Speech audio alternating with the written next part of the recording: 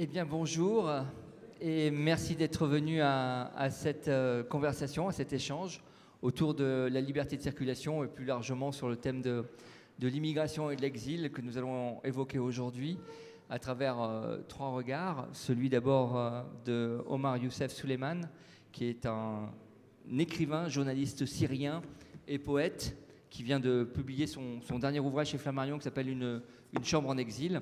Catherine Witold de Wenden, qui est directrice de recherche émérite au CNRS et qui a consacré, j'allais dire, toute sa carrière au thème de l'immigration avec des publications importantes écrites depuis la fin des années 70 à peu près, et qui aujourd'hui publie Figure de l'hôte, perception du migrant en France de 1870 en 2022. C'est un travail colossal de 40 années qui est retranscrit ici.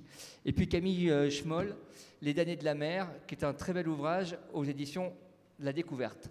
Comme je sais que vous êtes doté d'un sens de l'observation aigu, vous aurez compris que Camille Schmoll n'est pas là et qu'elle est remplacée par Pascal Brice au pied levé, que je remercie d'ailleurs. Pascal Brice qui était invité sur d'autres tables rondes, notamment à 16h tout à l'heure au théâtre. Pascal Brice qui est le président de la Fédération des acteurs de solidarité, qui est une fédération qui regroupe à peu près 300 associations en France qui œuvrent pour lutter contre l'exclusion sociale à travers l'hébergement, la réinsertion, mais qui est surtout aussi ancien directeur de l'OFPRA, l'Office français de protection des réfugiés et des apatrides, et qui pourra évidemment nous apporter un éclairage important sur cette thématique-là. Je commence avec vous, Catherine, parce que cet ouvrage finalement est assez central dans la conversation que nous allons avoir aujourd'hui. C'est la perception du migrant en France, qui part de 1870 à 2022. Et vous avez dans cet ouvrage identifié trois périodes, qui est 1870, 1930, et puis le début des années 80. Alors on va dire les années 80 jusqu'à nos jours, parce que le début des années 80, c'est le début d'un processus, et qui arrive jusqu'à aujourd'hui. Et ce sont trois étapes, en fait, qui n'ont rien à voir les unes avec les autres. On pourrait trouver que des mécanismes peuvent se ressembler, mais en fait, ce n'est pas le cas. À commencer par 1870, où on va voir naître... Alors pourquoi d'abord, à la fin du 19e siècle, on a déjà cette première tendance de rejet de l'étranger ? Alors, d'une part, les trois périodes ont en commun le rejet de l'étranger pour des raisons diverses. 1870, c'est la défaite de 70. Je pense qu'ici, on est très conscient de cette période. Et il commence à y avoir un discours, la construction d'un discours politique sur l'autre, sur l'altérité, alors qu'avant, les gens venaient et puis venaient, si j'ose dire. Et il y a plusieurs débats en France qui sont de gens proches du pouvoir dans un journal comme l'Économiste français, avec la prise de conscience que cette immigration qui est rejetée dans l'opinion publique peut être quand même utile, notamment pour faire des soldats à la veille d'un éventuel conflit franco-allemand. Donc au lieu de dire il faut qu'ils repartent, comme on le dit souvent, y compris en ce moment, on dit plutôt gardons-les parce qu'on va élargir le droit de la nationalité pour faire des Français avec les étrangers, et on va élargir l'accès à la nationalité française, la naturalisation par une loi de 1889. Donc il y a rejet, mais en même temps c'est une réaction plutôt vaut mieux les avoir avec nous que contre nous, donc comme approche. Et il y a beaucoup de débats sur dénationalisation ou finalement incorporation d'une certaine façon. Et c'est le débat qu'on a à cette époque-là, dans un climat de grand rejet quand même. C'est à l'époque de la tuerie d'Aigues-Mortes contre les Italiens, le massacre des Italiens dans les salines du Midi. Ce qu'on a appelé les vêpres marseillaises, 1881, contre les Italiens encore dans cette région. Donc il y a beaucoup de ressentiments, mais la réaction des pouvoirs publics, c'est pas du tout parce qu'on aime les étrangers, c'est finalement la France est dans une période de déclin démographique, donc on a plutôt intérêt à les incorporer. Ensuite, les années 30, c'est la crise, c'est d'une part... Si on reste là, j'aimerais quand même parler aussi du contexte de l'affaire Dreyfus. Il y a déjà bien aussi sûr. un antisémitisme qui se développe assez fortement là. Oui, alors qui va surtout, c'est pour ça que je voulais parler pour les années 30, qui a fructifié, si j'ose dire, pendant toute cette période, depuis l'affaire Dreyfus jusqu'aux années 30. L'antisémitisme est virulent à l'époque, et donc ça accompagne aussi, bien sûr, tout ce qui se passe dans d'autres pays européens, dont l'Allemagne. Et il y a toute une série d'approches ethnicisantes sur l'autre, c'est-à-dire on fait des classements par nationalité, et puis aussi bien sûr pour rejeter les juifs, parce que dans ces périodes, il ne faut pas oublier qu'il y a eu beaucoup de recomposition de la population, et désigner un autre, c'est une façon de créer du nous aussi. C'est vrai, en 1870, on a eu beaucoup de brassages. La France est le seul pays d'immigration véritablement en Europe pour des raisons démographiques et économiques, parce que c'était la croissance, la période à partir de 1850. Les années 30, c'est une période de recomposition aussi. On a eu beaucoup de réfugiés, notamment on a eu les Arméniens, puis après on va voir les Espagnols, etc. Donc il y a une recomposition, et donc on désigne nous et les autres encore. Et puis bien sûr le juif qui est ici, dedans, dehors. Et puis ensuite, les années 80, c'est la montée du Front National à l'époque, aux élections municipales de 83. Et donc, on va commencer à politiser un sujet qui ne l'était pas du tout, j'ai fait ma thèse là-dessus, qui est la question de l'immigration. Donc, on va aussi désigner nous et les autres d'une autre façon, avec ce que Michel Vivorca appelle le racisme différentialiste, c'est-à-dire on a quelque chose de plus que ces étrangers, parce que nous, on est blancs, on est d'ici, on est enracinés, alors que la France est un pays d'immigration depuis un siècle, et qui est un Français sur 4 a un grand-parent ou un arrière-grand-parent étranger. Mais alors, paradoxalement, et c'est ce qui est un peu en filigrane dans tout votre ouvrage, il y a ce mythe de l'autochtonie. Vous dites que l'Europe est une terre d'immigration, oui. La France aussi, et pourtant, paradoxalement, on va construire des États-nations avec, ne serait-ce que pour la France, le mythe du Gaulois, on va dire, du paysan accroché à son terroir, et qui rejette l'étranger. Tout à fait. Et ça, c'est déjà Lavis. En fait, lui, il a inventé une certaine histoire de France. Il est chargé par la Troisième République d'écrire, si j'ose dire, ou de réécrire pour un public d'enfants l'histoire de France. Donc il va choisir les bons et les méchants, etc. Il faut admirer Louis XIV, mais mépriser Louis XVI. Enfin, il y a des choix qui ont été faits comme ça qui sont intéressants, parce qu'aujourd'hui, il y a des historiens qui réhabilitent toute une série de gens qui ont été effacés de cette histoire de France de Lavis. Et il va créer le mythe du soldat laboureur, le Gaulois. Il y avait des Gaulois.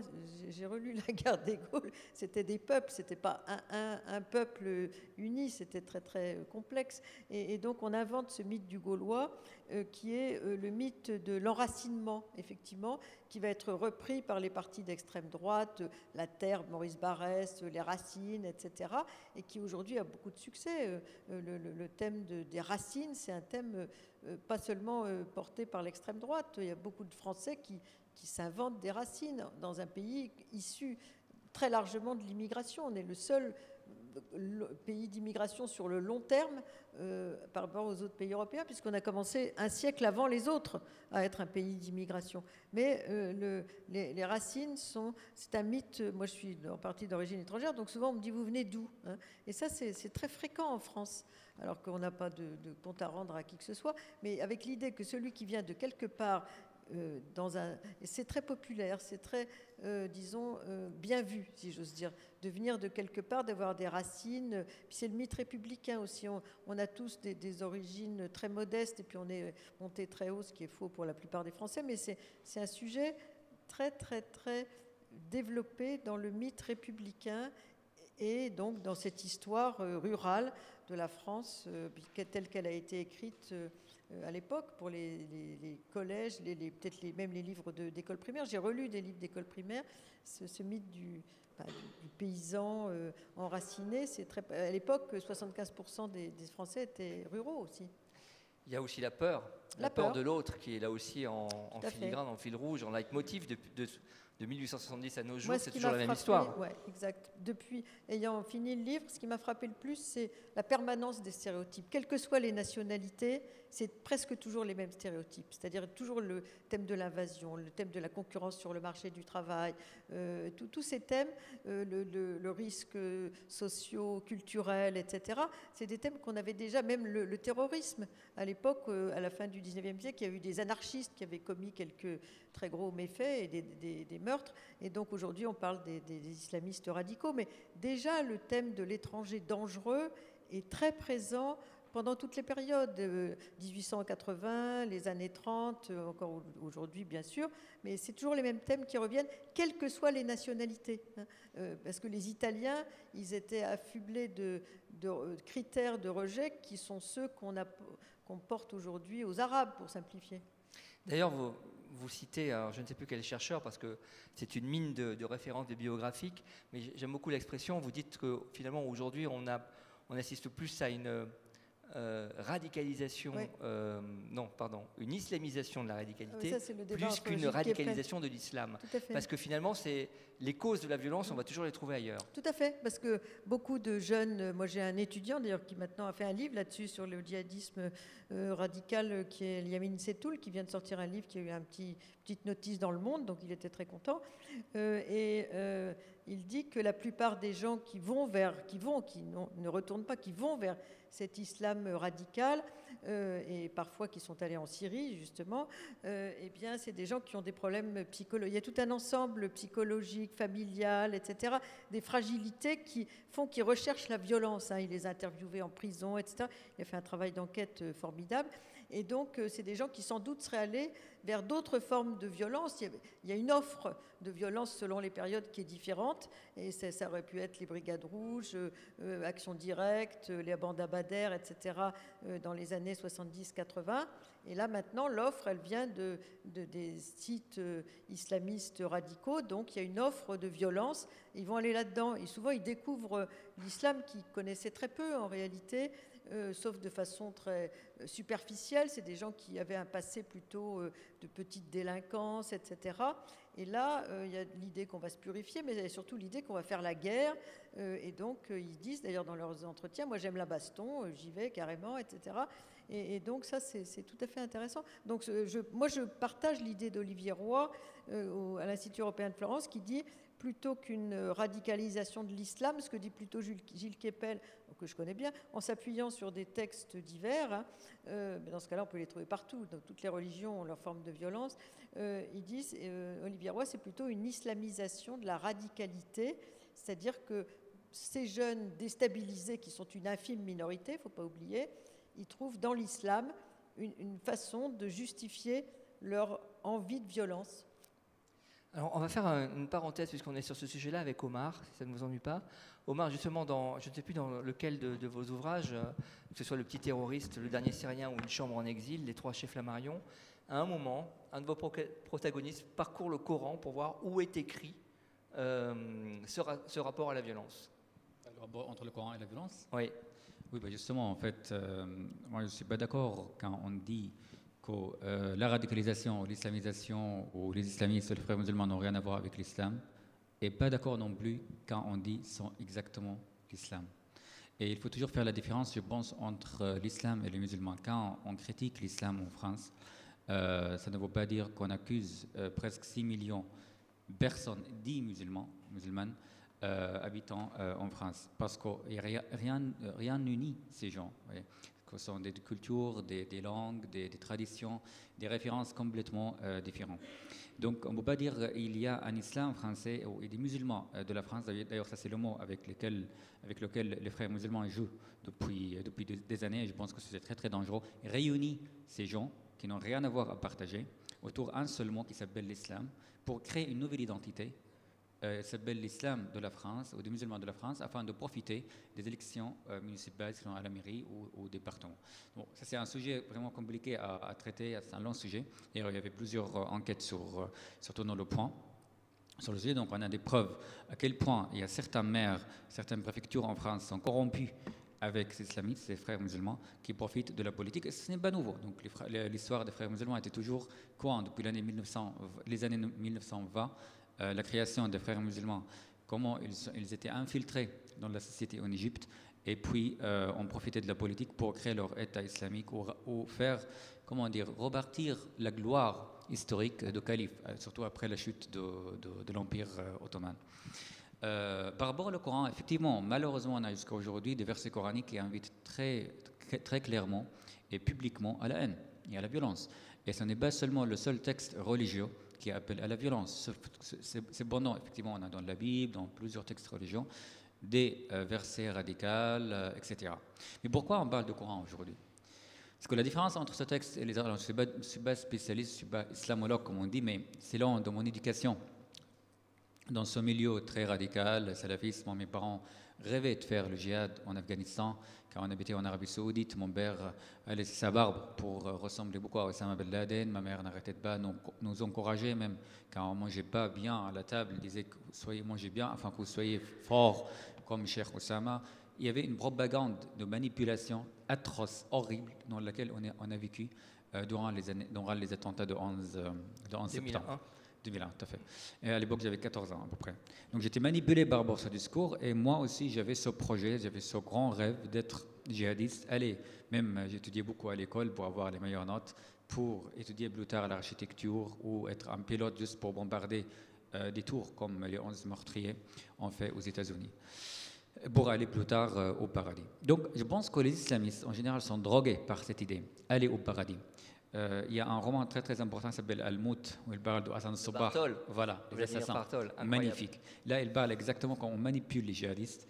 On les a vraiment montré, voir boire le hashish, il y a beaucoup de produits chimiques, par Hassan Sobah. D'ailleurs, le mot assassin, le mot hashish, il vient de mot assassin. Et ce mot, il était augmenté était fondu à ce siècle. Mais bon, c'est un long sujet. C'était quoi la question, s'il te plaît? Non, mais en fait, pardon, parce qu'il y a beaucoup de choses. Oui, mais qui a particulièrement répondu. C'est-à-dire qu'en effet, il y a un moment de confusion dans les esprits où on va chercher dans le Coran quel est réellement le rapport à la haine, à la violence, et où est-ce qu'il est écrit que... Parce que malheureusement, jusqu'à aujourd'hui, on n'arrive pas à sortir le Coran de son texte historique, d'un texte qui était écrit dans une période de passé, il y a 1400 ans. Et on a le droit de critiquer le Coran, on a le droit de dire qu'il y a des versets coraniques qui invitent à la haine, on a le droit de caricaturiser et Mahomet, et Allah, et le Coran, et tout le monde, parce que ça s'appelle la liberté d'expression. C'est ce que l'islam radical ou les frères musulmans doivent comprendre. Oui. Donc ce n'est pas notre problème, ça c'est leur problème. Et je pense que le Coran n'est pas un texte sacré. Et c'est ce qu'on essaye de faire dans les pays arabes depuis des années et des années. Depuis plus que 100 ans, il y a des gens éveillés qui appellent à effacer ce mot sacré de ce texte et le mettre dans son contexte historique où on a le droit de le critiquer. Il y a le groupe des mu'tazilistes dans l'histoire qui ont commencé à réfléchir, à dire que le Coran, ce n'est pas la parole d'Allah. Le Coran, c'est un texte qui était écrit pendant plusieurs périodes. Et on a la preuve que le Coran n'était pas seulement écrit comme ça. Allah a envoyé un mec avec un démon qu'il donne à Mohammed, et Mohammed dirait ces mecs, puis on l'a écrit tout de suite. C'est ridicule. Non, le Coran, il faut vraiment l'étudier comme un texte. Il faut le critiquer. Ce que Voltaire a fait avec l'évangélique, avec l'autre livre à l'époque, c'était considéré aussi comme des textes sacrés. Et donc, voilà. Catherine, je reviens à vous. Donc l'islam, comme on l'a très bien dit tout à l'heure, c'est donc un phénomène nouveau. Mais dans l'histoire de l'immigration dans le rapport à l'autre, d'abord, l'immigré, si on reprend l'histoire des 30 Glorieux, c'est surtout social, c'est-à-dire un immigré qui va être dans les entreprises, dont d'ailleurs la religion va être très peu visible. On voit rien, en fait. Et finalement, tout ça va arriver après le choc pétrolier. Ouais. Avec là un rapport à la culture et moins un rapport au social, en fait. Tout à fait. Alors moi, j'ai commencé, je suis entrée au CNRS en 1980, donc il y a très très longtemps, et j'ai travaillé j'avais fait 2 ans d'enquête que je cite d'ailleurs dans le bouquin, chez Renault. Chez Renault, dans les ateliers de peinture, il y avait un programme du CNRS, j'ai trouvé ça intéressant, sur les conflits dans l'entreprise, et ça va être le début des 83-84, des revendications d'islam dans les entreprises, soutenues par la CGT d'ailleurs, parce que ça leur faisait aussi des adhérents, pour avoir des salles de prière dans les usines, la CGT. Et donc, puis il y avait eu un très long conflit de la Sonacotra, les gestions des foyers, entre 76 et 81, et il y avait beaucoup de revendications, mais une d'entre elles était devenue, à partir de la fin du conflit, avoir des salles de prière dans les foyers. Donc on voit monter la visibilité de l'islam, ce qu'étudie très bien Gilles Kepel dans son premier livre « Les banlieues de l'islam » en 87. L'islam s'inscrit dans l'espace public. Pourquoi ? Parce que d'une part, on a eu la fermeture de l'immigration en 1974 en France, et ensuite, progressivement, il y a eu une accélération de ce qui existait déjà, mais accélération quand même forte du regroupement familial. Donc les gens, ils veulent vivre avec leur famille et enseigner donc à leurs enfants leur religion, l'islam. Ils s'installent dans les banlieues et donc plus uniquement dans les foyers ou à la campagne, dans l'agriculture. Ils travaillent vraiment dans des lieux et ils veulent avoir leur salle de prière.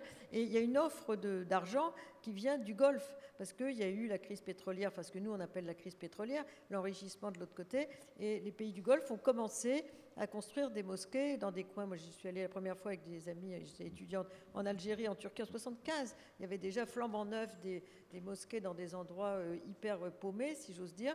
Et alors on disait, ah bah oui, on construit une mosquée là, bah oui, il y a un terrain, oui, on construit une mosquée, etc. Donc ils ont commencé à construire des mosquées dans des pays d'islam, musulmans, et ensuite dans les pays d'immigration. Et surtout en France, où on a la séparation de l'Église et de l'État, bah, le Golfe a financé les 2/3 des salles de prière et des mosquées dans cette période, il ne faut pas oublier.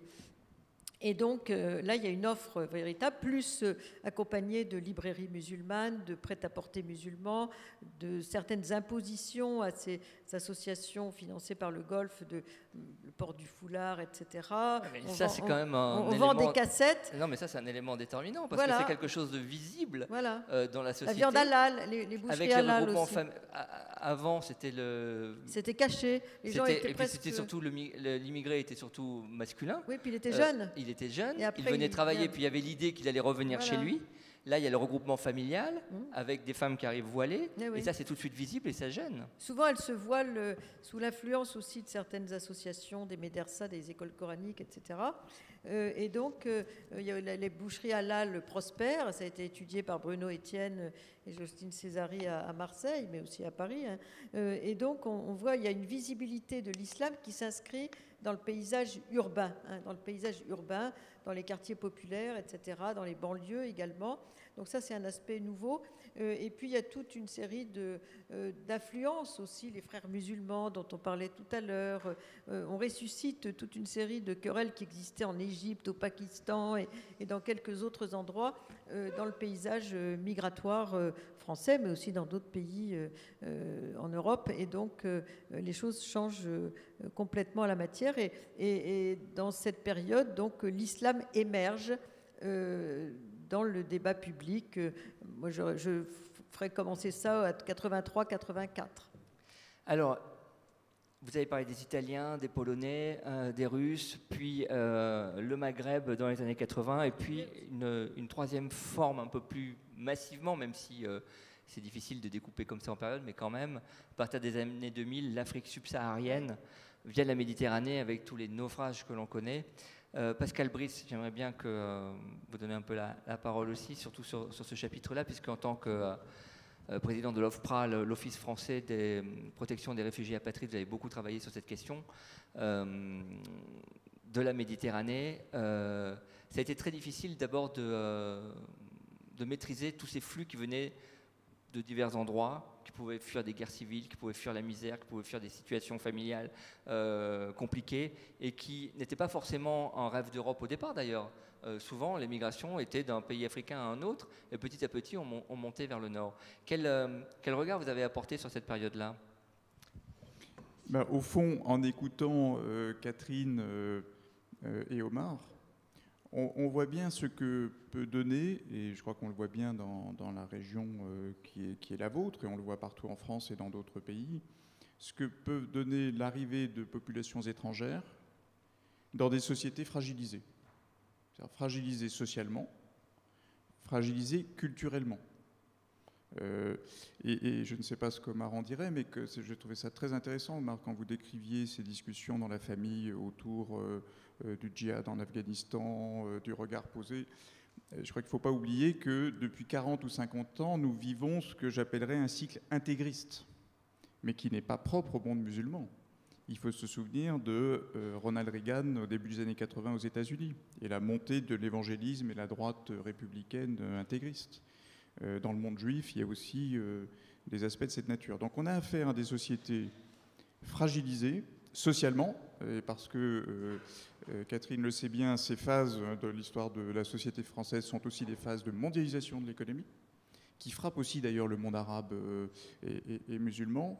Et c'est dans ce contexte-là que nous nous situons effectivement aux alentours de 2015-2016 que se produit ce que vous disiez, c'est-à-dire des arrivées nombreuses de personnes venant d'Afrique, avec notamment évidemment l'impact de situations de misère économique et sociale dans de nombreux pays africains, des conflits notamment au Soudan, la situation de la Libye, la situation au Proche et au Moyen-Orient, et notamment la guerre civile en Syrie, qu'Omar connaît par son parcours mieux que quiconque. Et au fond, ce sont ces arrivées-là supposément nombreuses, et elles sont nombreuses. Mais on parle dans 2016 d'1 million de personnes en Allemagne, qui sont les principales arrivées. Donc on ne parle pas non plus sur un continent de 350 millions d'habitants de quelque chose de en soi profondément déstabilisant. Mais ça l'est. Ça l'est, me semble-t-il, parce que effectivement, à ce moment-là, vous avez une fragilité sociale et culturelle. Prenons la région ici, qui depuis les années fin des années 70, connaît les processus de désindustrialisation, de chômage de masse. Et là-dessus, vous ajoutez des arrivées, en 2015, mais aussi plus tôt, dans les années 70, une immigration essentiellement africaine et maghrébine, d'abord de travail, puis d'installation avec le regroupement familial, et donc la confrontation culturelle avec un islam qui devient visible, comme l'a très bien expliqué Catherine. Et donc, effectivement, ces années 2015-2016, et nous y sommes encore, parce qu'au fond, les arrivées, elles sont moins nombreuses, mais elles se poursuivent, des mêmes pays, avec les mêmes drames dans la Méditerranée, et dans une société qui est sans cesse un peu plus fragilisée. Je parle de la société française. Et donc, effectivement, dans ce que vous disiez, moi, ce qui m'avait frappé à l'époque, c'est qu'au fond, vous êtes ici à Thionville, ou chez moi, à côté de Nantes. Vous êtes fragilisé socialement et culturellement. Et vous avez l'image, parce que ça passe beaucoup par l'image, de gens qui arrivent hors de tout contrôle. Parce que c'était ça la réalité des années 2014, 2015, 2016. Et donc voyez bien ce que ça peut produire du point de vue du rejet de l'étranger. Et du point de vue, puisque c'est notre thème du jour, de la liberté de circuler, la liberté de s'installer, la manière dont elle s'organise ou pas. La liberté aussi, j'y insiste en tant que président de la Fédération des acteurs de la solidarité, d'exercer la solidarité. Je rappelle que le Conseil constitutionnel, il y a à peu près 1 an ou 2 ou un peu plus, a rappelé qu'il y avait un principe de fraternité et de liberté d'accueil des personnes étrangères. Et donc je crois qu'effectivement nous étions et que nous sommes toujours dans ce moment-là qui fait qu'il y a une fragilité sociale et culturelle. C'est pas que français, vous avez même ça au Brésil. Au Brésil, vous avez à un moment donné, avec l'arrivée des réfugiés du Venezuela, des réactions de même nature. Donc toute la question, c'est comment on fait vivre cette liberté d'accueil des exilés, la liberté de circulation dans des sociétés qui sont profondément fragilisées et socialement et culturellement. Est-ce qu'il n'y a pas, Pascal Brice, aussi une saturation des esprits? Je m'explique. Est-ce que devant tous les récits que vous mentionnez, si je reprends la photo du petit Aylan, le jeune Syrien qui avait 3-4 ans, on a tous encore la photo en tête où il a le visage sur cette plage contre le sable, le corps sur le ventre. On connaît très bien l'enfer libyen qui est maintenant bien documenté, ces naufrages en Méditerranée avec ces gens qui meurent et qui meurent, des fois on ne sait même pas qu'ils meurent, on ne le sait même pas. On s'émeut, mais c'est pas pour autant qu'on va changer sa façon de penser et qu'on va avoir la réaction que vous décrivez là. Est-ce que là aussi, ce n'est pas un empêchement de réfléchir en quelque sorte à la solidarité? Je pense que ça renvoie à un problème de fond du pays, qui est le nôtre. Je crois qu'aujourd'hui, on peut le dire plus encore depuis hier qu'à chaque fois un peu plus, c'est ce qui est terrible, un problème de délibération démocratique. C'est-à-dire que comment est-ce que chacune et chacun est en capacité dans ce pays de partager ce qu'il vit et ce qu'elle vit. Il y a des travailleurs dans ce pays qui sont des travailleurs qui ont peur de se faire piquer leur boulot et que des étrangers viennent et payer moins cher qu'eux. Comment est-ce qu'on peut être dans une situation où les choses s'expriment évidemment hors de tout racisme, hein, où on peut délibérer de cela en disant bon, il y a ça, et puis il y a la nécessité absolue d'accueillir des hommes et des femmes et des enfants qui vivent des persécutions, il y a des besoins dans l'économie, il y a les valeurs de ce pays, Et il y a aujourd'hui pour moi un problème fondamental dans la société, qui est une incapacité à construire cette vision commune des choses, une incapacité du système politique à organiser cette délibération-là, ce qui fait qu'évidemment, alors que nous avons des choses à la fois merveilleuses, parce qu'il se passe plein de choses merveilleuses dans ce pays, c'est ça qui est terrible, c'est le gâchis. Nous devons à la fois prendre appui sur des choses merveilleuses qui se passent dans le pays, des gens qui construisent, qui inventent dans tous les domaines, dans tous les secteurs, dans le monde associatif, les entreprises, l'administration, l'université, et puis en même temps des défis extrêmement lourds à relever. Je pense notamment aux défis écologiques, à la déstabilisation géostratégique. Et donc là, effectivement, avec en plus une information qui est surchargée en permanence, ça devient très compliqué. Je vous donne un exemple de ça, que je pensais à ça en écoutant votre question. J'étais récemment, comme président de la Fédération des acteurs de la solidarité, chez moi à Saint-Brévin, en Loire-Atlantique. Pourquoi? Parce que je suis en train de faire le tour de France des lieux où on accueille des centres d'accueil pour étrangers, parce qu'un groupuscule d'extrême droite fait le déplacement à chaque fois pour faire des manifs. Bon, c'était le cas à Saint-Brévin, en Loire-Atlantique. Jolie station balnéaire, où il y a 2015-2016, on a accueilli des gens dans de très bonnes conditions.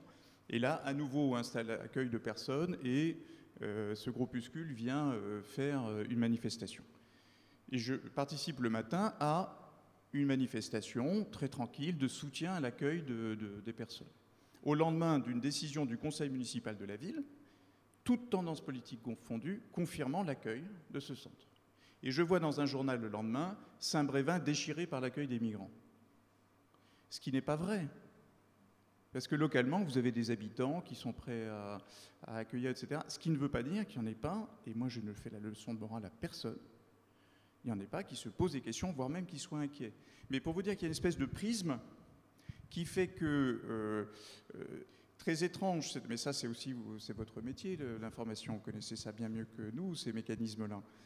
Il y a à la fois un défaut d'information très profond. Je ne vous cache pas que moi, en 2015-2016, directeur de l'OFPRA, organisant l'accueil un peu partout dans le pays avec les pouvoirs publics, eh bien, la mobilisation, il y a eu une espèce de parenthèse dans l'accueil en France à ce moment-là, hein, à la suite de la mort de ce petit Aylan. Ça a duré quelques mois. Donc, c'est aussi des choses qui sont importantes que ces mobilisations-là autour de ce que l'on voit. Mais pour moi, ce qui est terrible, je le crois, pour chacune et chacun d'entre nous dans ce pays, c'est le décalage entre ce qu'on est, ou ce qu'on pense être, et ce qu'on pense être notre capacité à agir, et ces trucs qui vous tombent dessus, qui vous paraissent absolument énormes, et vous ne savez pas comment faire. Et ça provoque des réactions de nature politique et sociale dangereuses.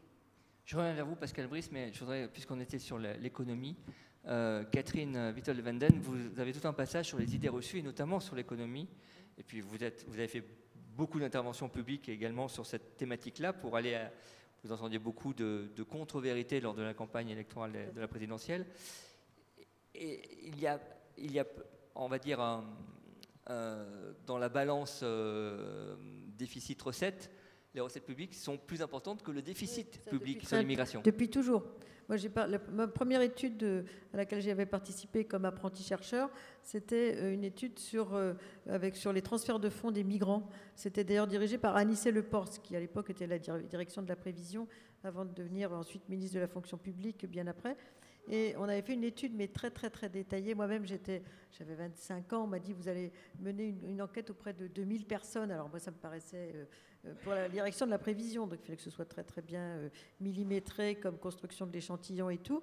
Et on avait vraiment fouillé des tas d'aspects de coûts, avantages. Et à l'époque, déjà, on concluait dans l'étude qui a été publiée en 1976, l'immigration rapporte, enfin ça s'appelait immigration et bénéfices économiques et social, donc c'était le titre déjà.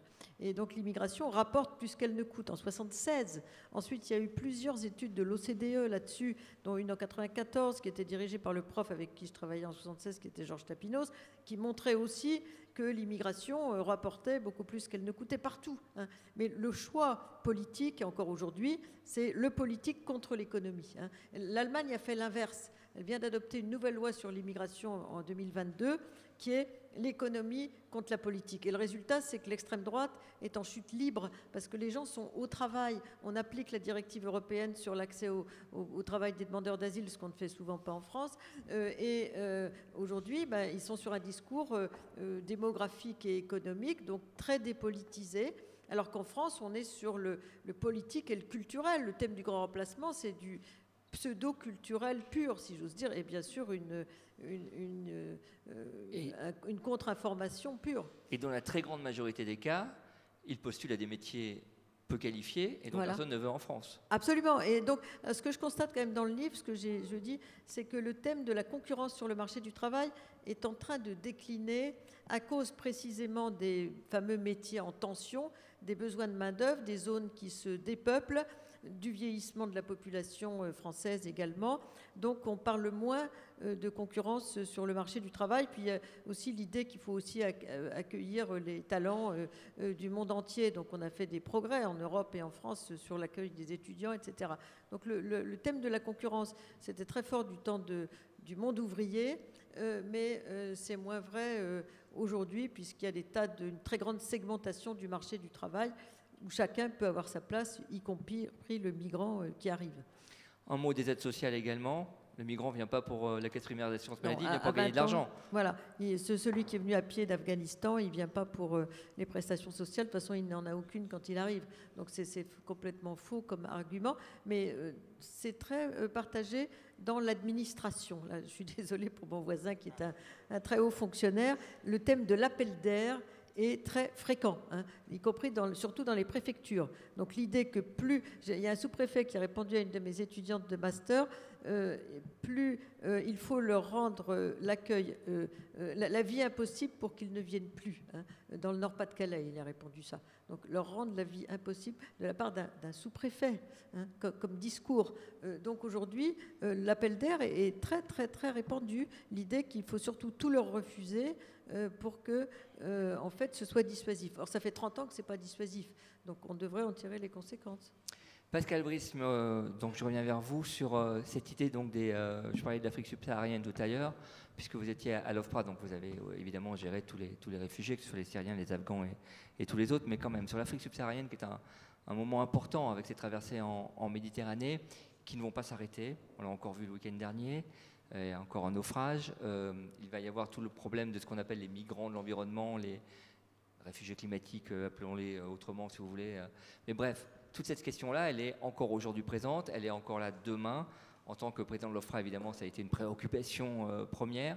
Quelle est pour vous il n'y a pas de solution, sinon on la connaîtrait et puis on la mettrait sur la table aujourd'hui. Mais sur quel levier, sur quelle piste on doit travailler? Il faut la maîtrise et l'organisation. Je le vis encore comme président de la Fédération des acteurs de la solidarité, parce que partout où je vais dans nos associations dans le pays, je vois là des personnes étrangères qui ne devraient pas s'y trouver, dans des hébergements d'urgence par exemple. Elles devraient pouvoir travailler, et elles ne seraient plus là. Elles ne demandent rien à personne, elles devraient juste pouvoir travailler. Et donc, je suis convaincu depuis une dizaine d'années, depuis avoir cette période-là, que la solution réside, me semble-t-il, dans la capacité de la société française, européenne, mais ça se vit aussi dans d'autres pays, je pense aux États-Unis ou à d'autres pays de cette nature-là, à accueillir dans de bonnes conditions, en tournant le dos à ce que décrivait très bien Catherine, que j'ai combattu dans l'administration pendant des années avec plus ou moins de bonheur, qui est cette conviction qu'au fond, il faut pourrir la vie des gens comme ça, ils ne viendront pas, ce qui est quand même très dominant dans les politiques publiques depuis 40 ans. Que l'on puisse être dans une logique qui est une logique d'accueil. C'est-à-dire qu'on arrête de laisser les gens à la rue, on les prend en charge, on fait en sorte qu'on puisse avoir un examen rapide de leur titre de séjour selon différents critères, le travail, l'asile, la protection humanitaire, la protection environnementale demain. Et tout cela dans des conditions de maîtrise.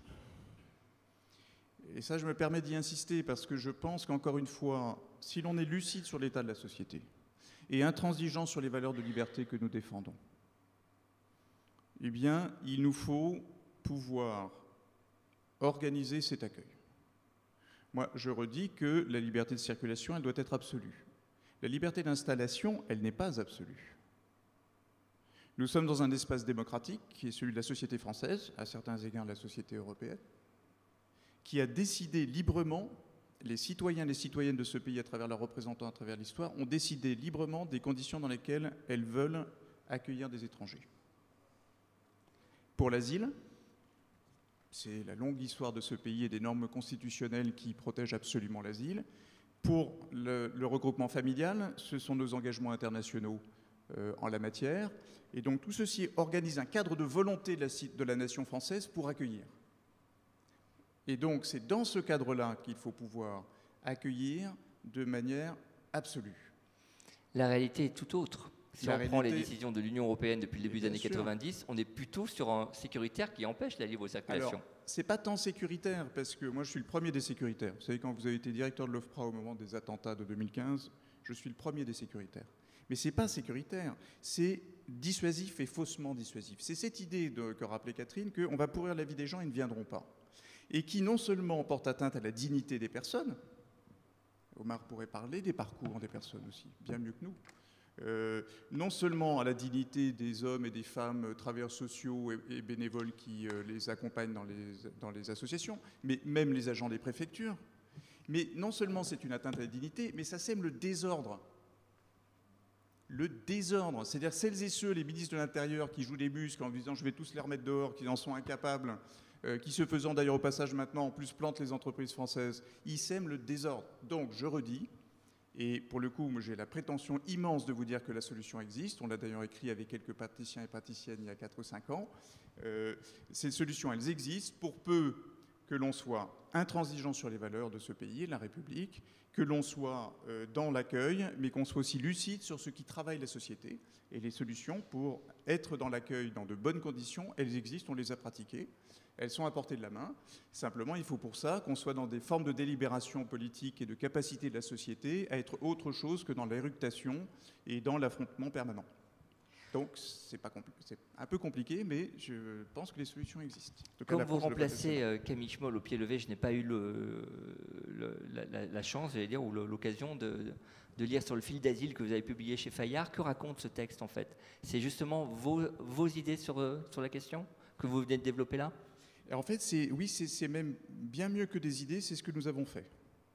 C'est-à-dire, qu'est-ce que l'on a fait, je dis collectivement, hein, c'est-à-dire à l'époque, dans ces années 2015, 2016, 2018, à l'OFPRA, mais aussi les associations, les administrations, comment est-ce que collectivement, nous savons que nous pouvons accueillir dans de bonnes conditions et en étant dans la lucidité sur ce qui travaille la société française. C'est pour ça que j'ai écrit ce livre, mais c'est vieux hein, maintenant, hein, ça date d'il y a 3-4 ans. Mais c'est ça que j'ai voulu écrire à ce moment-là. Ouais. C'était après votre expérience de l'OFPRA. Omar, Pascal Brice disait à l'instant, on essaie justement de dissuader les gens de partir ou de venir vers l'Europe. Vos personnages ont une très grande idée de la France. Sont-ils déçus quand ils arrivent? Justement, d'abord, ce roman, Une chambre en exil, est inspiré d'une vraie expérience que j'ai vécue en 2012. Car je ne me permets pas de le dire, moi. Non, moi, j'ai fait la pub. Car quand je suis arrivé, effectivement, c'était dans des conditions dures et difficiles comme beaucoup de réfugiés. Cependant, j'étais privilégié, si on fait la comparaison entre moi et les autres, parce que moi, je n'ai pas traversé la mer, je n'ai pas marché pendant des jours et des jours dans des conditions atroces en Europe. Moi, je suis sorti pour fuir le régime fasciste en Syrie, le régime de Bachar el-Assad, vers la Jordanie. J'ai traversé les frontières à pied pendant des heures. À l'époque, je résume très vite, c'est la raison pour laquelle on était obligé de fuir de la Syrie. Je travaillais comme journaliste pour un journal local pendant et avant la révolution syrienne. Et je faisais des reportages et je contactais des chaînes à l'extérieur de la Syrie, ce qui est considéré comme un grand crime pour ce régime. Donc je suis sorti de la Syrie un an après le début de la révolution, le mois de mars 2012. En fait, ce qui est d'abord, je pense qu'il faut comprendre, il faut le sentir aussi, plusieurs choses. Quand on est arraché de sa terre maternelle, terre natale, on n'a aucune idée où on va. C'est-à-dire, pour moi, le plus important, c'est de sortir de la Syrie pour être en sécurité.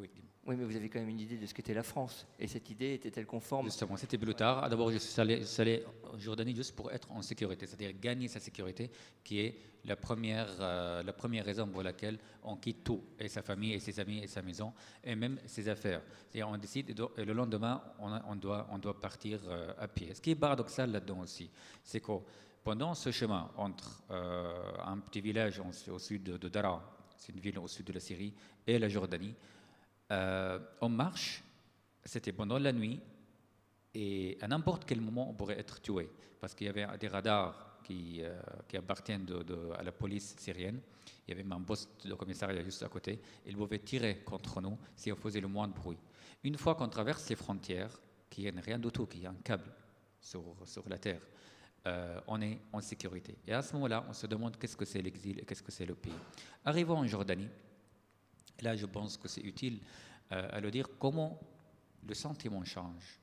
Là, on est en sécurité. Et là, on commence, c'est-à-dire on a gagné sa sécurité, on commence à penser à autre chose. Comment on va continuer sa vie? Et est-ce qu'on fait ici?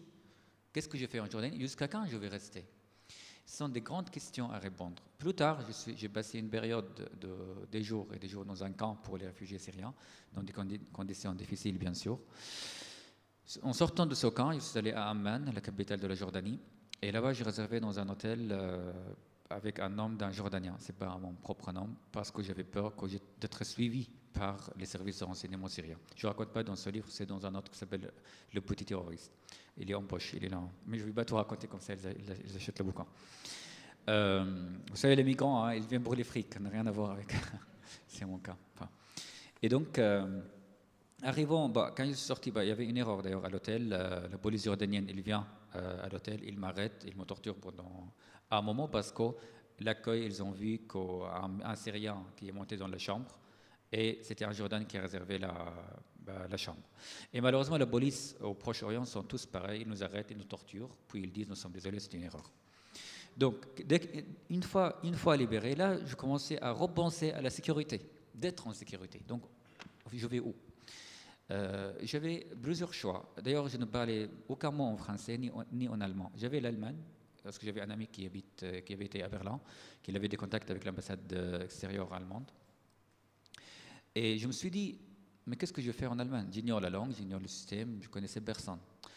Et puis, qu'est-ce que je fais en France? C'est idem. J'ignore la langue, j'ignore le système, je connaissais personne.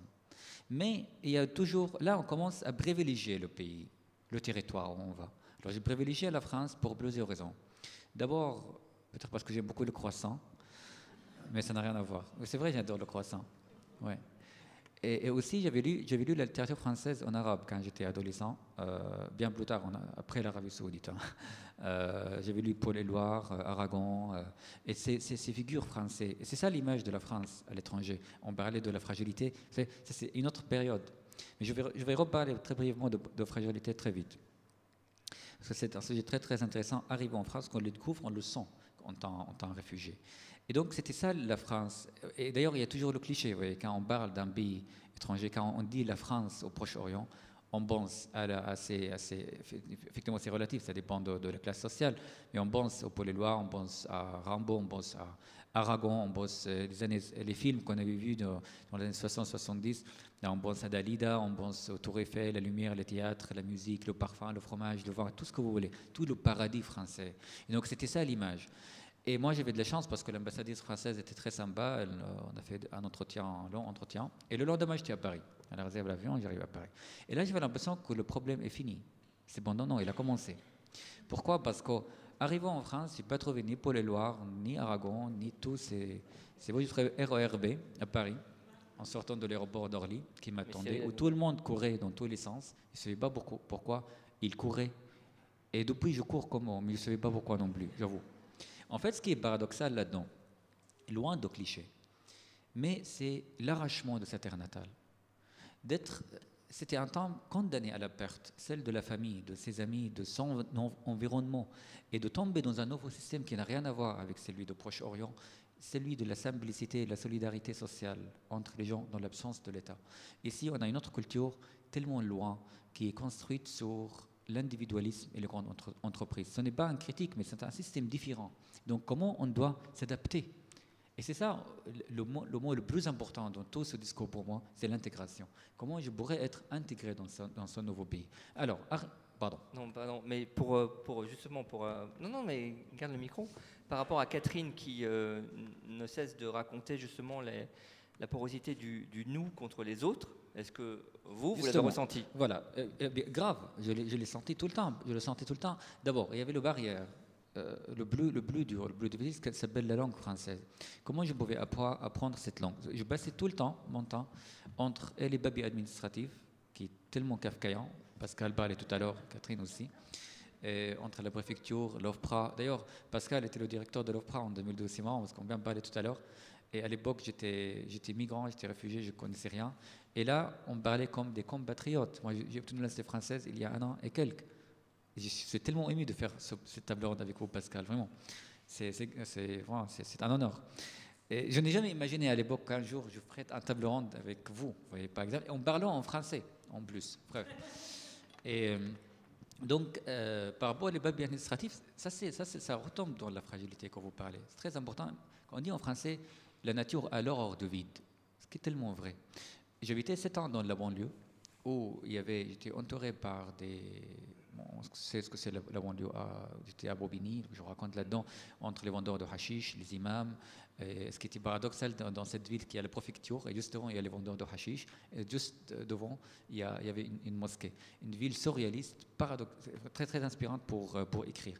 Et pendant ce séjour, j'ai découvert à quel point c'est très facile de tomber dans une communauté qui s'appelle la communauté arabe, presque indésirable à Paris, et être récupéré par cette communauté qui nous accueille comme des migrants ou comme des Arabes, et par rapport des imams, etc., et l'islamisation dans la banlieue. D'autres choses, arrivant à la préfecture, dès que je ne comprenais rien de tout de cette langue administrative, et c'est toujours le cas d'ailleurs, je me souviens un jour, j'étais appelé, soit par l'OFPRA, soit par la préfecture, pour un stage d'intégration qui dure une journée. Et à l'époque, je ne parlais pas français. Donc, j'ai mis une costume que j'avais seulement cette costume, avec un stylo et tout. J'étais très content. Là, aujourd'hui, je vais voir ce que c'est l'histoire française, la politique, les lois, etc. Il y avait un mec qui est entré, qui a parlé toute la journée. J'étais pas seul d'ailleurs, il y avait beaucoup de migrants. Et personne ne parlait français. Puis il sort, puis il nous donne une attestation comme quoi, félicitations, vous pouvez continuer votre démarche administrative. Et 2 mois plus tard, j'avais une carte de séjour pour 10 ans. Et je pense que c'est là où devient le problème.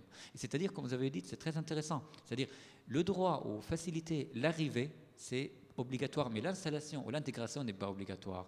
Et depuis les années 70, on n'a pas ni apprendre la langue française, ni suivre ces cours d'intégration étaient obligatoires. Donc les gens qui sont arrivés pendant ces années avec leurs familles, sont installés dans des cités, dans la banlieue, n'étaient pas intégrés, c'est séparé de la France.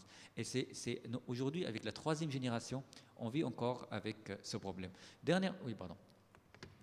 En fait, ça va dans le sens... Je voulais simplement lire un extrait d'une chambre en exil. Ça se passe dans une soirée où le jeune Syrien est là. Je ne veux pas quitter cette soirée, mais si je reste, je discuterai avec qui et de quoi. Ces invités ne savent rien des ruines logées dans ma mémoire, des bombardements, des nuits de peur où l'on était obligé de dormir dans les couloirs pour éviter les balles qui fusaient, des matins de fuite quand on courait sans but pour échapper à une voiture de police qui nous avait repérés. Je ne peux pas leur raconter que cette main qui tient une bière, elle a tenu des jeunes hommes juste avant qu'ils meurent. C'était dans les quartiers les plus abandonnés du monde, assiégés par les milices du régime d'Assad, où l'on vivait sans hôpital, sans médicaments, avec beaucoup de morts et très peu d'humanité. Non, je ne vais pas le raconter, ni à eux ni à personne. Aucune évocation ne compensera jamais la perte. Mais moi non plus. Je ne connais pas leur enfance, leurs études, leur passé partagé. Suis-je en état de comprendre leur vie normale de gens normaux ? Je suis comme eux, on parle la même langue, on respire le même air, et je suis prêt à lutter pour l'avenir de ce pays. Rien ne me sépare de ces citoyens nés en France, à part une épine dans le cœur qui s'appelle réfugié. Exactement, ce que je voulais dire. Oui, en fait, ça c'est une vraie histoire d'ailleurs dans les soirées parisiennes avec les gens de ma génération aujourd'hui. Ce qu'il nous sépare, parce que je pense tout le temps à cette idée. D'ailleurs, je parle beaucoup plus précisément de cette séparation qui pourrait être vraiment une richesse. Et aussi une douleur pour le nouveau français que je suis dans mon prochain bouquin qui s'appelle Être français, qui va sortir bientôt. Et donc, encore la pub. Non, mais en fait, ça m'intéresse beaucoup parce que justement, l'environnement, avec la génération, avec les gens de ma génération, on a découvert en même temps la technologie. Je parle des années 90, 2000. L'arrivée à l'Internet, le portable Nokia qui était sans caméra. Je pense qu'on est la dernière génération témoin à cette technologie qui a envahi le monde numérique, qui a envahi le monde entier au même moment. C'est-à-dire l'année 99 et 2000, on a découvert le portable Nokia qui était un miracle. Comment on pourrait appeler quelqu'un qui habitait aux États-Unis sans fil? C'était fou quand même. L'Internet, l'ordinateur, etc. Sauf que cette technologie qui nous a éloignés de notre environnement, en même temps, c'est à travers cet environnement, je trouve, la séparation, disons la distance avec les gens de ma génération en France, qui sont nés en France et moi. C'est-à-dire, ici, quand on était petit, par exemple, on regardait, dépendant de la génération, bien sûr, les séries les plus populaires, disons les Rois Maudits, peut-être, les Rois Maudits, Dallas, comment on passait son temps à la campagne, l'apéro, etc., etc., etc. En série, c'était rien à voir. En série, on vivait chez un régime atroce, horrible. À l'école, on répétait des slogans les plus durs, comme la mort à Israël, on va tuer les Juifs, machin, machin. Et à la maison, on avait encore d'autres séries, d'autres environnements et d'autres atmosphères. Donc, je ne pouvais pas partager ni les côtés douloureux, ni le côté cool avec qui j'ai grandi en série, et je ne peux pas savoir leur environnement non plus. Sauf que ce dit décalage ou cette distance est aussi une richesse. Donc pourquoi pas raconter aux gens ici mon passé et découvrir leur passé aussi. C'est pour ça que je dis toujours qu'aujourd'hui, là ça fait 11 ans que je suis en France, presque pile 11 ans, je suis un adolescent en français. Donc aujourd'hui, je vis mon adolescence, c'est-à-dire je regarde Amélie Mouton, je regarde Persépolis, je lis Tintin, parce que j'adore lire Tintin, c'est pour les enfants, et en même temps, oui. Non, mais je vous écoute avec attention, Omar. Mais c'est simplement, je voulais dire par rapport au passage que je viens de lire, vous êtes intégré aujourd'hui, et même si vous êtes encore mieux intégré dans les années à venir, les mois à venir, vous garderez toujours ce sentiment que vous êtes un réfugié. Ça n'efface jamais, bien sûr. Il y a un sort de décalage, c'est pas possible. Et je pense au contraire, une fois qu'on est plus proche, on devient de plus en plus proche de sa langue maternelle, ça nous enracine encore plus ici. C'est pour ça que je dis toujours aux jeunes qui sont nés en France, qui sont d'origine maghrébine, pendant les ateliers d'écriture que je fasse dans la banlieue parisienne, étudier la langue arabe, apprendre la langue arabe. Parce que ce qui est paradoxal et très triste, Eric, c'est que ces jeunes de 17, 18 ans, ils ne se considèrent pas comme des Français. Ils me disent toujours, on est des Maghrébins. Cependant, ils ne parlent pas la langue arabe et ils n'ont jamais allé au Maghreb. Et ils ne se considèrent pas comme Français, ni Français. Oui. Donc, je leur ai dit, donc vous êtes qui alors? Non, moi je suis un Algérien ou je suis un musulman, même ils considèrent l'islam comme une identité, pas comme une religion. Et ils ne sont pas français seulement pour ne pas être français. Ce n'est pas parce qu'ils ne parlent pas la langue française. Donc je pense que c'est l'inverse. Une fois qu'on est de plus en plus proche de ces références culturelles étrangères, on pourrait être de plus en plus enraciné ici, parce que cela fait partie de nous et il ne faut pas l'offrir. Dernière question, parce que ça aussi c'est quelque chose d'assez fort. Vous avez cité Éluard et Aragon il y a quelques minutes. Donc vous racontez, le protagoniste du livre raconte être tombé sur un recueil de Paul Éluard dans la librairie de sa ville, en Syrie. Et il tombe amoureux de la sensibilité, de la langue simple et profonde, et de cette phrase. Et à travers le pouvoir des mots, j'ai refait ma vie. Et effectivement, des années après, il se rend compte que c'est à travers le pouvoir des mots qu'il a refait sa vie. Comment est-ce possible? C'est moi, en fait, justement, c'était autobiographique. Oui, mais comme c'est pas dit, je préfère ne pas le dire. Non, moi, je sais pas. Merci. Oui, vous savez, par exemple, je pense que l'écriture, une fois exilée, ou la littérature, la création littéraire, ce n'est pas un loisir, mais c'est une sorte d'existence.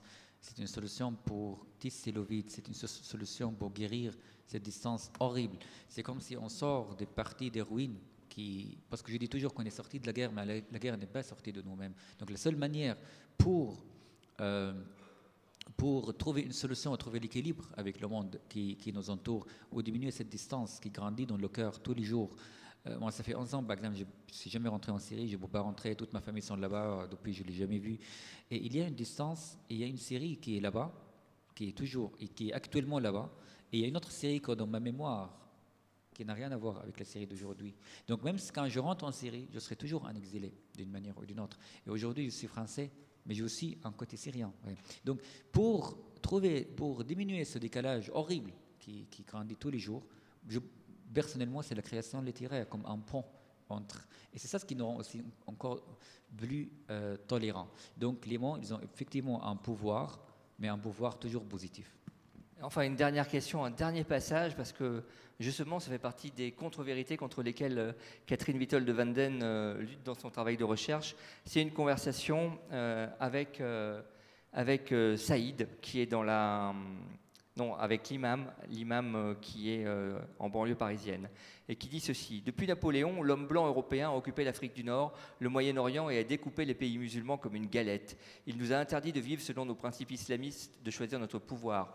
Il nous a traités comme des animaux. Il pensait être le plus intelligent, ce qui lui permettait de dominer le monde. Plus tard, après l'indépendance de notre territoire, pendant les 30 Glorieuses, il a eu besoin d'ouvriers, de beaucoup d'ouvriers. Des millions de musulmans ont fui la situation misérable de leur patrie et se sont réfugiés en Europe, surtout en France. Le blanc était content, il n'allait pas trouver mieux que ces gens mal payés et travaillant bien. De plus, il maîtrisait sa langue grâce à la colonisation, mais il n'a pas imaginé qu'il allait devenir aussi nombreux d'une génération à l'autre en suivant l'injonction du prophète: copulez, faites des enfants, je serai fier de votre membre le jour du jugement dernier. Le plus important pour que les musulmans soient forts ici, c'est qu'ils deviennent majoritaires. C'est horrible. Ce qui m'est arrivé toujours dans la banlieue parisienne, parce qu'ils me traitaient comme le musulman, l'arabe musulman, et c'était le discours de tous les imams, il faut le dire, parce qu'ils ont un plan politique, justement. Alors, effectivement, je ne crois pas du tout au grand remplacement, comme ils disent sur l'extrême droite, c'est ridicule. Mais je veux dire qu'il y a ça, et ça existe, et c'est très dangereux. C'est pas contre les musulmans, au contraire, c'est pour protéger les musulmans, voyez, ou des gens d'origine musulmane. Et je pense encore une fois que l'État, on a vraiment besoin d'un discours national très franc et sur l'idée de l'intégration, et pour attaquer ces types horribles qui manipulent ces gens, qui leur faire peur en disant, ils nous disaient toujours qu'on n'est pas loin de l'année 72, 73, 63, quand ils nous ont jetés dans la Seine. Du jour au lendemain, ils vont te jeter dans la Seine. Donc, ils se représentent comme les seuls protecteurs pour nous qui dit arabes. Tu ne seras jamais français, tu ne seras jamais blanc. Oui. Donc ça se fait pour faire peur, pour regrouper des gens autour d'eux, et profite plus tard effectivement d'avantages politiques, parce qu'il dit plusieurs... Gilles Kebel parle de ça dans son livre 93. Il y a un paragraphe très intéressant. Il dit, un imam, qui cite un imam, que les musulmans, ils votent aussi. Voilà, ils profitent de la démocratie.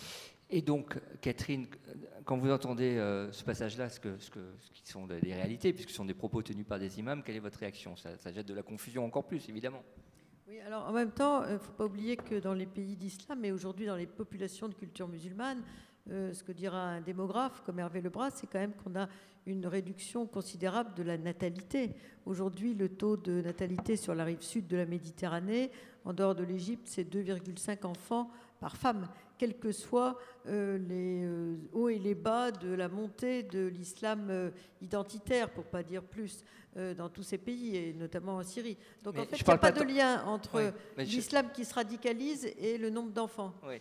Je ne parle pas tellement du fait, mais du discours en fait, qui est tenu. Oui, le discours, oui. Ouais, le discours. Je pense que c'est un discours identitaire, comme ce que disait Pascal Brice, qu'on trouve aussi chez les chrétiens radicalisés, qu'on trouverait chez les juifs les plus intégristes et qu'on peut trouver chez des musulmans intégristes. Ça s'accompagne d'un discours nataliste qu'on trouve dans toutes ces dérives religieuses des trois religions du livre. Alors, au-delà du diagnostic, vous terminez votre ouvrage par une idée que j'ai trouvée, je ne trouve pas le mot d'ailleurs, en tout cas très originale, moi, qui m'a assez interpellé et questionné. C'est donc trouver une solution par le musée, que l'immigration entre au musée, et vous dites parce que faire des musées d'immigration, c'est faire de la politique. Tout à fait, parce que j'ai assisté, puisque j'étais dans l'équipe de la création du musée depuis sa naissance, et même un tout petit peu avant. D'abord, c'était une bataille terrible avec Nicolas Sarkozy, qui était devenu président de la République, alors que c'était Jacques Chirac qui voulait le musée de l'immigration. Donc ça a été très très compliqué au tout début. On s'est demandé s'il allait exister, etc. Mais enfin bon. Mais c'est lié, surtout le musée, ça enracine, à mon avis, dans l'opinion et chez les visiteurs notamment, l'idée que la France est un pays d'immigration, d'installation, ce qu'elle ne s'accepte pas du tout comme telle. Et dans l'ensemble, la plupart des pays européens ne s'acceptent pas comme pays d'immigration, d'installation, ce qui est le cas des États-Unis, du Canada, de l'Australie, de l'Argentine. Il y a une légitimité du phénomène migratoire. On est tous sortis du bateau. On fait des musées. Il faut voir le musée d'Ellis Island. Il y a un sentiment d'appartenance qui est créé par le musée pour les Américains, qui est très fort. C'était là où arrivaient les bateaux, à New York. Le musée de Buenos Aires que j'ai visité, moi, ma famille a vécu, donc c'est plus sensible encore pour moi, mais il y a vraiment, j'ai recherché son nom sur un système informatisé, etc. Et disant, de toute une série de points de repère comme ça. Donc c'est très très fort pour les Argentins. À São Paulo, il y a un musée de l'immigration qui explique les différentes vagues migratoires. Donc les gens s'approprient cette chose. Et je pense que si en Europe, on commence à diffuser, ça commence à exister, les musées de l'immigration, on passe la barrière. On n'est plus un pays d'immigration de travail, comme ça a été le cas longtemps. Le regard que les Européens portaient sur leur situation, c'était ces gens-là allaient repartir. Des politiques de retour, ce qu'on fait toujours aujourd'hui, mais qui ne marche pas. Mais l'idée que c'est provisoire. Là, ce n'est pas provisoire. Les gens s'installent, ils font société. Et le musée, ça oblige les gens à se penser comme nous sommes obligés de faire société avec les nouveaux arrivants qui vont constituer des nouveaux citoyens, ce qu'on se dit au Canada, en Australie et ailleurs. Je crois que c'est très important. Encore faut-il qu'il soit visité aussi. Pardon ? Il est important qu'il soit visité, ces musées. Oui. Ouais. Au tout début, on avait un peu de mal à avoir des visiteurs parce que c'était nouveau, qu'il y avait une certaine illégitimité du musée dans l'espace social et culturel français, mais avec le temps, avec toute une série de manifestations culturelles, allez-y, c'est un très beau palais art déco, en plus, c'est ceux qui aiment cette période, mais en plus, il y a énormément de manifestations maintenant, ça marche. J'aimerais bien avoir une réaction de Pascal Brice à ce concept de musée. Oui, comme je crois comprendre le propos de Catherine, que ça puisse,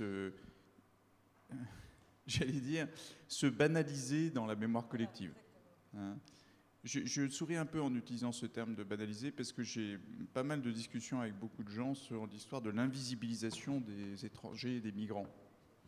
Et je dis souvent sur un plan, avec un côté un peu provocateur, que moi je suis pour l'invisibilisation des migrants en fait. Et je ne sais pas ce que Omar en pense, mais je pense que tout étranger arrivant dans ce pays rêve en fait d'être invisible comme chaque Français et Française, c'est-à-dire visible quand on le veut. Mais après, et donc je dis ça, donc vous voyez par exemple, on a là un débat qui va s'ouvrir, qui va être très intéressant sur des projets du gouvernement qui visent à accueillir des personnes étrangères qui arrivent hors de tout accueil en région parisienne, de les accueillir un peu partout en France. Pareil du texte de loi qui va bientôt arriver à l'Assemblée. Alors oui, c'est même, c'est un peu c'est hors texte de loi, mais c'est un dispositif qui est en train de se mettre en place de la part des pouvoirs publics, que moi je défends sur le principe. Parce qu'il se trouve que j'ai participé à quelque chose du même ordre vers 2015-2016 pour les personnes qui étaient à Calais et à Paris, avec des centres d'accueil un peu partout en France, y compris à Saint-Brévin dont je parlais tout à l'heure.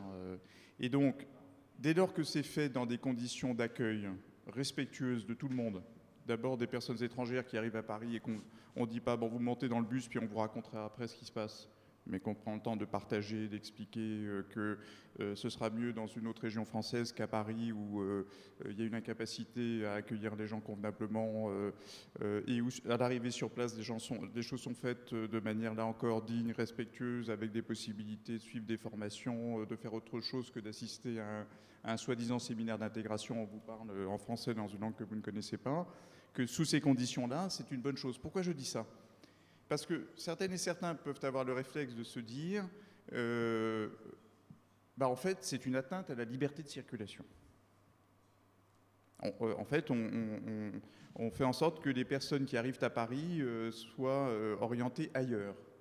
Et c'est pourquoi j'y insiste, parce que pour moi, ce qui importe, c'est cette lucidité sur la capacité et la volonté d'accueillir dignement et de manière organisée. Moi, je considère qu'il est et d'expérience, parce que je l'ai vécu avec les personnes à chaque fois. Il vaut 1000 fois mieux que les personnes soient bien accueillies un peu partout dans le pays, dans de bonnes conditions, plutôt que d'être livrées à la rue, aux violences de la rue, et parfois, de temps en temps aussi, d'ailleurs, aux violences parfois des forces de sécurité. Donc, je le dis parce que ça relève pour moi de cette volonté pour préserver la liberté des personnes, la dignité des personnes que nous accueillons. Il y a quelque chose qui relève aussi d'une lucidité par rapport à ce qui travaille la société. Moi, je pense qu'il faut invisibiliser les personnes. Je dis ça de manière provocatrice, mais parce que je pense que, comme je l'ai vécu à une époque, on voit dans le centre de Nantes, mais à Metz, je suis allé souvent à Metz à l'époque où il y avait Blida. Vous vous souvenez de Blida à Metz ? Bon, j'étais à Blida à Metz. Je pense que vous savez mieux que moi ce que ça provoquait chez les riverains. à la fois de la solidarité, je voyais bien les gens, et à chaque fois j'ai vu ça. Puis à un moment, les mecs qui pissent sur l'école à côté, il y en a marre. Donc c'est criminel de laisser les gens dans la rue, pour eux et pour ce que ça provoque dans la société française. Et donc, qu'on ait la lucidité de se dire, si on peut organiser cet accueil, et puis après en faire de belles expositions, et c'est vrai que je pensais... c'est une scène que je raconte dans le bouquin que j'ai écrit il y a effectivement longtemps. Il se trouve qu'à l'été 2018, je me suis échappé à un moment de l'OFPRA pour aller à New York. Et je suis allé au musée d'Ellis Island. Et j'ai vu cette immense photo où on voit des migrants au bastingage d'un navire. Bon. Et il se trouve que moi, mes grands-parents ont vécu quelque chose de semblable en arrivant en Amérique latine aux alentours de 1940. Et quelques jours auparavant, j'étais dans un port en Italie pour accueillir, après l'Aquarius, d'autres. Et je me suis dit, mais c'est les mêmes. Ceux-là, mes grands-parents, et celles et ceux que j'ai accueillis il y a quelques jours, c'est les mêmes. Donc voilà, dans les musées, et puis tranquillement dans nos villes, dans nos villages, dans nos vies, dans nos campagnes, mais de manière organisée. Une réaction, Omar, ou pas? J'adore votre discours. Ça me fait penser à ce que vous avez dit tout à l'heure sur la phrase de l'accent, sur l'invisibilité, en faisant le lien. Vous voyez. Moi, jusqu'à aujourd'hui, chaque fois, vous savez, il y a quelques années, je suis allé en Andalousie. Et je ne sais pas pourquoi je disais à tout le monde, je n'avais pas encore la nationalité française, mais je disais à tout le monde, I am French. Je suis pas allé en anglais là-bas. French. À Berlin, I am French. À Stockholm, I am French. Cependant, en France, je n'arrive pas d'être I am French parce que tout le monde me disait, tu viens d'où avec ton accent? Ça, c'est la première question à Paris. Alors parfois, je dirais, je viens de Paris parce que je n'ai pas envie justement d'être visible ou être juste considéré comme l'objet migrant, réfugié. Non, mais je suis aussi français, comme vous. Oui, mais tu viens d'où avec ton accent? D'accord. Une fois, j'étais à Marseille, parce que justement, on n'a pas envie non plus parler de la Syrie, de la guerre, un sujet qui habite, parce qu'après, il y aura des questions qui filent pendant des heures. Comment tu es arrivé en France? Je sais qu'il y a de la sympathie, mais on n'a pas envie tout le temps à raconter cette histoire. Donc, une fois que j'ai dit à un barman à Marseille, quand il me dit, tu viens d'où avec ton accent? Je lui ai dit, je viens de l'Italie. Le mec, il parlait en italien, commençait à parler en italien. J'étais piégé, quoi. J'ai fui tout de suite. Même ça ne marche pas, toujours. Ouais. Une deuxième chose que j'aimerais bien dire, c'est très intéressant sur l'invisibilité, faire des activités. Et je pense que ça a besoin d'efforts et de la part du pays d'accueil, mais aussi a besoin d'un effort très fort, disons, de la part du réfugié même. Sans cette complicité entre les deux, on ne peut pas arriver à un point ou à mi-chemin entre la personne qui vient d'une culture étrangère et la culture du pays d'accueil. J'aimerais, parce que je voudrais qu'on parle un peu de politique, et j'aimerais, et je m'excuse par avance de vous imposer ça, parler d'une expérience personnelle, avant de poser ma question à Pascal.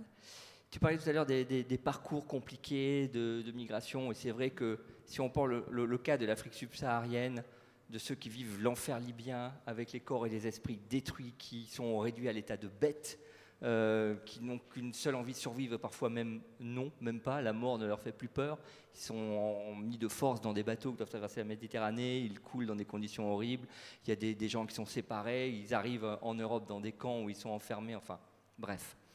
Mon expérience personnelle était que j'étais à Lampedusa en octobre 2013 quand s'est produit un naufrage au large de l'île des Conigli, de la plage des Conigli, qui est à 800 mètres de Lampedusa. D'ailleurs, ça se demandait comment le bateau avait pu approcher à ce point de Lampedusa, parce qu'à l'époque, il y avait Mare Nostrum, qui étaient des bateaux militaires qui croisaient au large de la Libye. Et donc, cette nuit-là, coule ce bateau. Et l'île de Lampedusa est réveillée. Tous les habitants sont réveillés parce que l'info circule qu'il y a un bateau qui a coulé. Il y a tous les pêcheurs, mais pas que les pêcheurs, tous les bateaux qui sont dans le petit port de Lampedusa sont mis à la mer et tout le monde y va, même moi. Tout le monde y va au large de cette plage pour essayer d'aller sauver les migrants. Donc il fait nuit noire, les lumières des bateaux on s'aveugle entre nous. Et on arrive, on entend hurler, on voit de l'écume, des corps qui se débattent. On essaie de les sortir de l'eau. On ne peut pas, parce qu'une main tendue glisse, parce que les corps sont couverts de fioul. Le t-shirt, si on veut attraper par le t-shirt, pareil, il est mouillé, il craque. Et on voit la personne couler, les yeux grands ouverts devant nous. Et donc de vivre ça, alors qu'on l'a raconté 100 fois, qu'on connaît l'histoire par cœur. De le vivre, ça change tout. Et je suis revenu à terre, il y a eu près de 300 morts, à peine 60 survivants.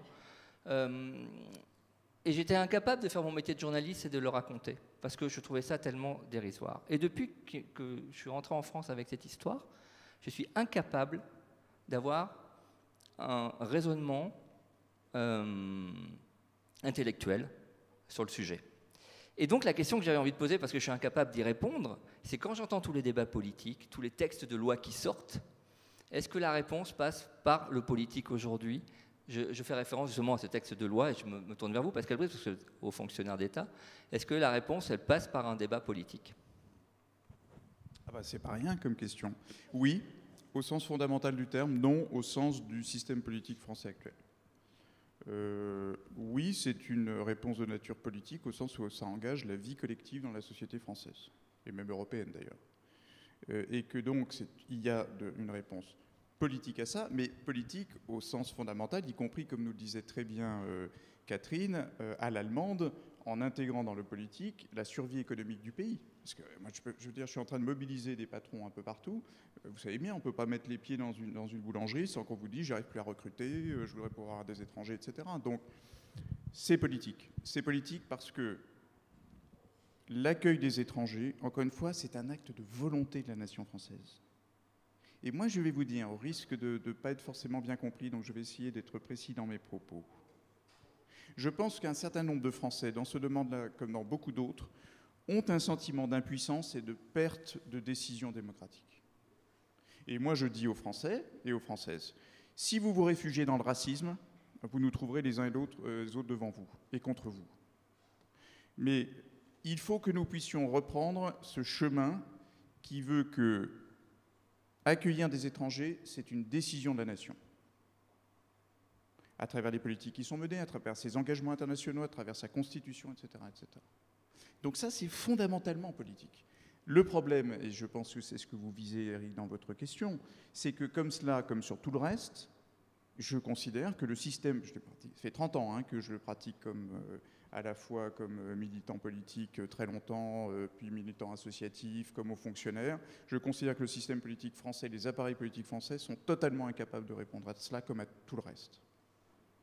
Donc je dis aux uns et aux autres, et notamment parce que cette question est centrale dans ce que nous faisons ensemble comme société, et parce qu'on sait très bien qu'historiquement, Catherine nous le montre dans son livre, qu'à chaque fois que nous sommes en fragilité, c'est là-dessus que ça dérive, et que quand ça dérive, ça dérive.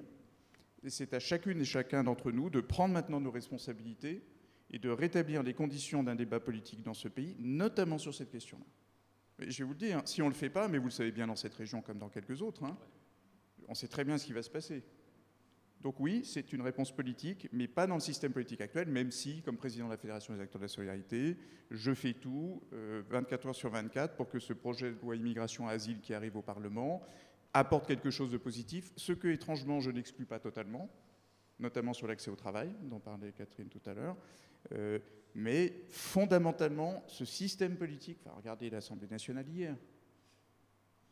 Est-ce que vous pensez que c'est dans ces éructations généralisées où certains vous disent, en plus sur l'immigration, pas hier, mais je vous fais le débat à venir à l'Assemblée, c'est ouvrez les frontières, tout va bien, il n'y a aucun problème, et les étrangers sont tous des délinquants. Vous croyez que c'est comme ça qu'on va résoudre la question ? Donc oui, c'est politique, mais il va falloir que les citoyens et les citoyennes de ce pays se donnent les moyens de répondre à cela dans l'intérêt du pays, des valeurs qui sont les nôtres, et on vit ensemble, on est différents, mais il y a des trucs qui font qu'on est capable de surmonter tout ça. Le pari d'intelligence, je savais que je pouvais faire confiance à Pascal Brice pour trouver le mot de la fin. Omar Youssef Souleymane, une chambre en exil chez Flammarion, et avec le petit terroriste et le dernier Syrien en poche, figure de l'autre perception du migrant en France de 1870 à 2022, Catherine Witold van Den, aux éditions CNRS Éditions, sur le fil de l'asile, Pascal Brice, qu'on va retrouver dans une demi-heure au théâtre municipal sur une autre table ronde. Puis même si elle n'a pas pu venir, je voudrais quand même saluer le travail des damnés de la mer, de Camille Schmoll, qui est aussi un gros travail de recherche sur les femmes et les frontières en Méditerranée. Merci beaucoup. Il y a les livres d'Eric. Et effectivement, Omar, qui a le sens des réalités, ils sont évidemment disponibles pour signer tout de suite les livres.